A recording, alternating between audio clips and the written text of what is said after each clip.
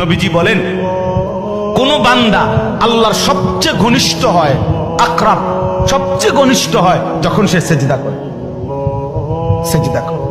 এজন্য আমার শায়েখ আল্লামা মুফতি মুশতাকুন নবী কাসিমি হুজুর সবসময় এটা বলে যে কোন বান্দা যখন সেজদা করে তো আল্লাহ তাআলা তার পিঠে মাথায় এভাবে হাত বুলায় দেয়, আদর করে। আল্লাহ আদর, আল্লাহর কুদরতি পায়ে সেজদা দেয়, মালিক তখন আদর করে দেয়, পিঠে মাথায় হাত বুলায় দেয়। আল্লাহ ডেকে বলে, আনিস আমারে সেজদা করছো না, ইরফা রাসাক, উঠো, মাথা উঠো, ওঠো, বসো বসো।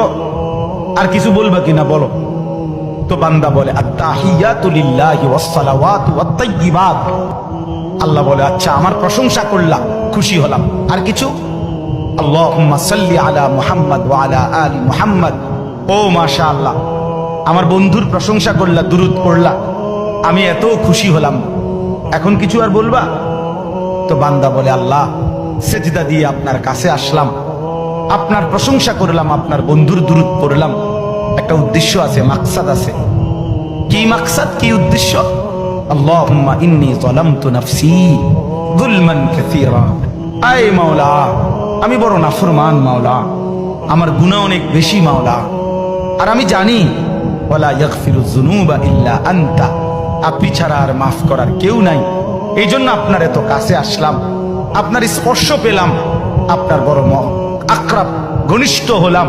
উদ্দেশ্য হলো ফাগফিরলি মাগফিরাতাম মিন ইনদিক, আপনার পক্ষ থেকে আমারে ক্ষমা করে দেন। ওয়ারহামনি, আমার একটু দয়া করে দেন। ইন্নাকা আনতাল গফুরুর রহিম, আপনি মাফ করবেন না কা? আপনি তো ক্ষমাশীল, আপনি দয়া করবেন না কেন? আপনি তো রহিম, দয়াবান।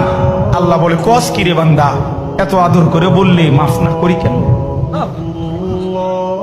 কি কইছেন এখন? আল্লাহু আকবার।